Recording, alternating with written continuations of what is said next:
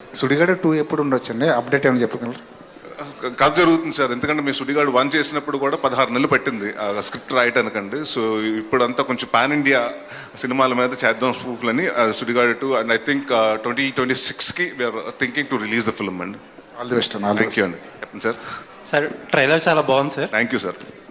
ఇందాక మీ స్పీచ్లో ఒక మాట మీరు అన్నది ఏంటంటే 60 రోజుల్లో తీద్దాం అనుకున్న సినిమా 57 రోజుల్లో తీసేసామని చెప్పి చాలా ఎక్కువ పార్ట్ అవుట్డోర్లో తీసినట్టున్నారు. అవునండి. మొత్తం ఎలా పాసిబుల్ అయింది ఇంత 57 డేస్లో? మామూలుగా 60 డేస్ అంటే తక్కువ, ఇప్పుడు ఈ రోజు క్యాలిక్యులేషన్స్ తీసుకుంటే.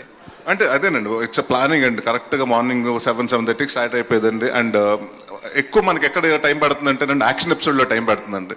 సో ముందే మాస్టరు డైరెక్టర్ గారు కూర్చునండి, ప్లస్ నైట్ ఎఫెక్ట్ జాతర ఫైట్ అది యాక్చువల్ 6 days ప్లాన్ చేసామండి.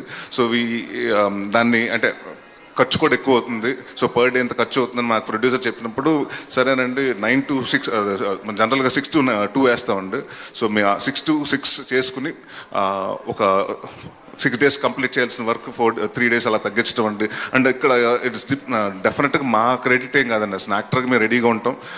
లైటింగ్ అండి మనకి బాగా టైం పెట్టింది. సో ఆల్మోస్ట్ అన్ని ఇక్కడ మీ షాట్ జరుగుతున్నప్పుడు నెక్స్ట్ షాట్ కూడా లైటింగ్ ప్యారల్గా జరుగుతూ ఉండేదండి. సో ఆ ప్లానింగ్ తోటి అంటే డైరెక్టర్ గారు కెమెరామెన్ కోఆర్డినేషన్ వల్ల అంత 3 days మేము ప్రేయర్గా చేయగలిగామండి సినిమా. సో రాజా గారు కొద్దిగా బడ్జెట్ మిగిల్చారనమాట. ఖచ్చితంగా పెట్టించామండి.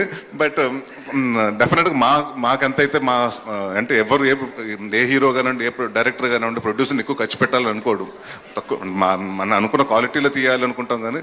సో డెఫినెట్గా ఆయన బాగా ఖర్చు పెట్టారు. సో డెఫినెట్గా ఆ ఖర్చుకి మేము కూడా కొంచెం మా ప్రయత్నంగా ఉడతా భక్తి సాయంలాగా మేము కూడా అంత తగ్గిస్తానికి ట్రై చేసామండి అంతే. సార్ మీరు కామెడీ క్యారెక్టర్లో ఎరగదీసేస్తారు, ఇప్పుడు ఇంటెన్స్ క్యారెక్టర్లో కూడా చాలా బాగా చేస్తున్నారు.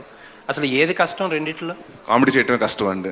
ఎందుకంటే నవ్వించడం చాలా ఈజీ అండి. ఎవరైనా మనిషిని అంటే అది స్వతం అంటే మనం ఇన్ పర్సనల్ లైఫ్లో కూడా ఒక మనిషిని నవ్వించడం చాలా ఈజీ అండి. ఏడిపించాలంటే చాలా ఈజీ. అంటే మనం ఏదైనా వాళ్ళని హర్ట్ చేసి మాట అంటే ఏడ్ చేస్తారు, కానీ నవ్వించడం చాలా కష్టం.